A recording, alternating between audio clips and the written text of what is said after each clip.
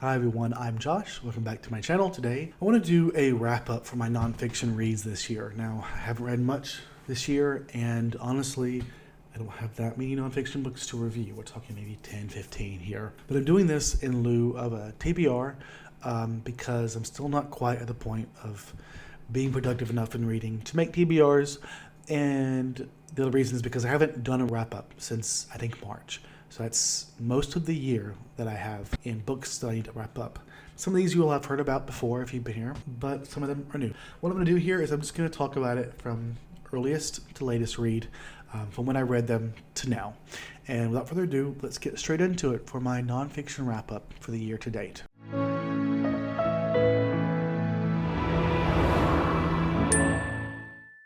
First up is Yellen, the trailblazing economist who navigated the era of upheaval. And if you're familiar with my channel, then you've probably seen me review this in January.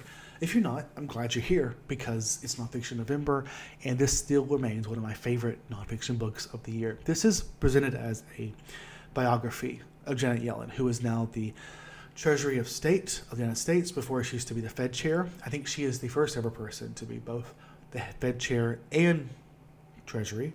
While it's presented as a biography of her life, it's, if anything, it's more biography of her and her husband. And even then, that's not quite true. It's presenting their life as a platform or a framework for which to present the history of economic ideas in America. So really, at its core, it's a book that talks about economic principles and those that have been present in recent history and that are being used today. Maybe the fact that I loved it should tell you how effective it is. I think it's extremely effective. I thought that the author here, John Hilsensworth, had a really good approach here. He had a really brilliant idea to use these really interesting figures as a framework, as a sort of a foundation to telling a broader story about economics in a way that was really engaging and really fascinating. It gave a foundation for us to care about, while also giving us a lot of new, useful information to understand how the economics of today works. And I just thought it was really well done, and I highly recommend it to anyone who's interested in understanding, I guess, economic principles being used by the U.S. in today and also recent history, and I guess where those ideas stemmed from and the competing ideas that they had to overcome to come about. Shirley Chisholm, champion of Black feminist power politics. This is a nonfiction memoir. I got an e-arc of this back in the day, back in probably last year, but I read it in February, so obviously you should check that out if you want to hear more about it. It didn't get a lot of appeal, so I'm glad again I'm here highlighting it in this full wrap-up where I think we'll likely get more views. This tells the story of Shirley Chisholm. If you don't know her, she is one of the first, if not the first, Black congressperson. She was the first Black woman and Black person to run for president, to be a presidential candidate in the United States. And while she never reached the point of being a serious competitor, she nevertheless presented herself as a serious contender, and it was her way of, I guess, trying to get her voice heard and demanding people listen, demanding people recognize that her voice isn't one that just deserves to be heard, but that she is a valuable choice. She was trying to present her ideas, which at the time and even today were very progressive, as something that could be attainable. She is just a fascinating person and character in history to see how ideas that are so far from the mainstream, but also very needed and very helpful, can really get a grounding in politics given the right approach. For a deeper discussion of that, I would say check out the video review. It's been too long removed since I did that to remember the subtle critiques of her approach and my thoughts on how she presented herself, but she's a fascinating figure, and the book honestly is really well done. It's also got an audio adaptation, so I highly recommend you check that out. Next up, Taxi from the Planet, another one that I have a standalone review for. This is effectively just a series of essays that talk about life in the universe and astrobiology, which is really about life in the universe and the origin of life. It also talks about space travel and the possibility of aliens visiting Earth. It's presented in the form of conversations you have with the taxi, but really that's just a framework to have essays. He basically says, I had this conversation, and then he uses that as sort of a point to bounce off of to give a bigger essay on the topic. What amazed me was that it made me think about these things that I think about as a career planetary scientist, an astrobiologist myself, in a formal sense, professional sense. It made me think about it in a way that I hadn't before, and I felt like it was communicated in a way that felt really attainable, not just to me, but I mean to the average reader. So I think it's just a really fascinating book, one that is really thought-provoking, and I think it's really fun for anyone interested in thinking about the universe and life within it. Lady Bird Johnson, Hiding in Plain Sight by Julia Swig. This is a book about Lady Bird Johnson, the wife of Lyndon Johnson, who passed the Civil Rights Bill, who followed up after the assassination of JFK. All in all, I like this book. It was informative and interesting, but it was fundamentally disappointing. I found it much less compelling than I thought it would be. I'm really interested in that time of history, and I'm really interested in seeing the perspective of major people in history, particularly those who have a more prominent role in that history than had been previously given attention to. But there was just something about the book, the structure and the writing, that just didn't quite click for me, which was really unfortunate because the idea, the principle of the book seemed really compelling. All in all, I think I gave it 4. Now, when I think about it, it's more like a 3.5. And it's just probably that's just not able to stick. And maybe what it was just too many details. Sometimes a book's denser than I expect, it doesn't quite work. If you're interested in the topic, it's not a bad choice at all. It's just one that I had thought it'd be more compelling, honestly. Next up is This Time for Me by Alexandra Billings. I think I'd heard about this book already because I'm a big fan of Alexandra Billings, but it was what really prompted me to read it was seeing the review from Siskevi. She had a really well done review, really compelling, a touching discussion about Alexandra Billings, one that I can really connect to, and I do love the story of Alexandra Billings. She's an actress, a theater performer, and she is also trans. And it's about her life being trans and how she got into acting, into theater, and the time she spent in prostitution. It talks about her time before she transitioned. And as a person, I just absolutely adore Alexandra Billings. If you ever checked her out on Instagram or TikTok, she just radiates positivity and support, and I love her. It's hard not to. And even though I don't know her, I don't want to infantilize someone, the idea of someone that I don't really know, but just what she represents, I really, really care for. The book itself, nothing about it that felt too exceptional. I just know I found it was very touching on a personal level. So in that sense, I give it an easy 5-star. I love this book. I loved her performance of it. I think what is good to know, though, is that she's an actor and she's a performer, and I think she's in some ways a storyteller. I think whether she remembers it clearly or not, she's crafting a narrative to present a certain point of view about her life. And in that sense, her life here is being presented almost in the form of another story for her to tell, another performance to put on. And while I'm sure much of it is rooted in reality, the tiny bits of it, I don't know if necessarily supposed to believe those are entirely true. I'm okay with that. At the core, it was an effective book. It communicated her life, and it was really well done. And it was brilliantly performed on audio, by the way. Absolutely recommend the book and the audio adaptation. Next up, Notes for a Native Son by James Baldwin. I read this collection with the James Baldwin Readathon group, I guess what I would call it. That's led by Erica from Broken Spine, as well as with several other co-hosts as well. I'll try to link to that video below.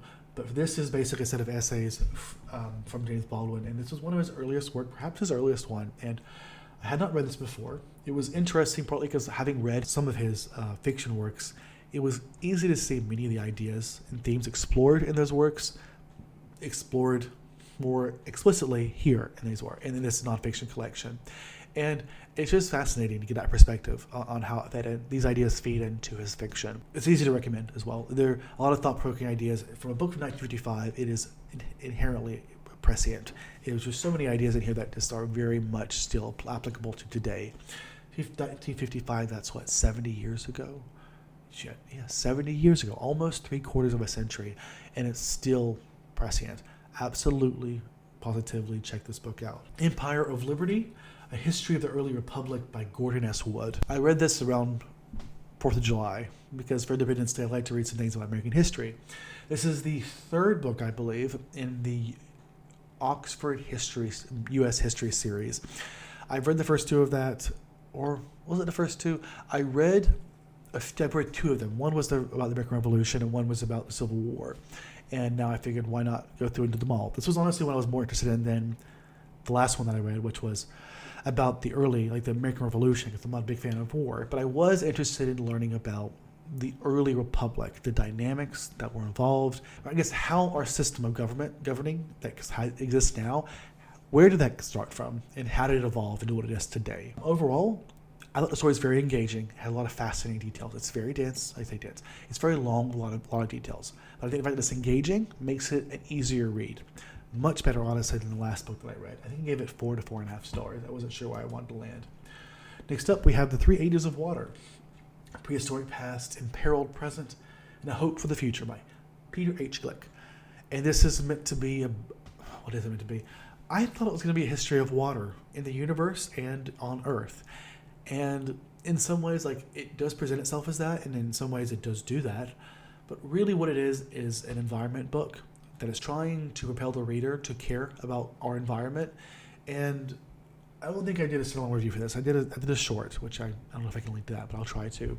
And at its core, the book is just all over the place. It has this idea for a framework for a book, but it isn't really that book.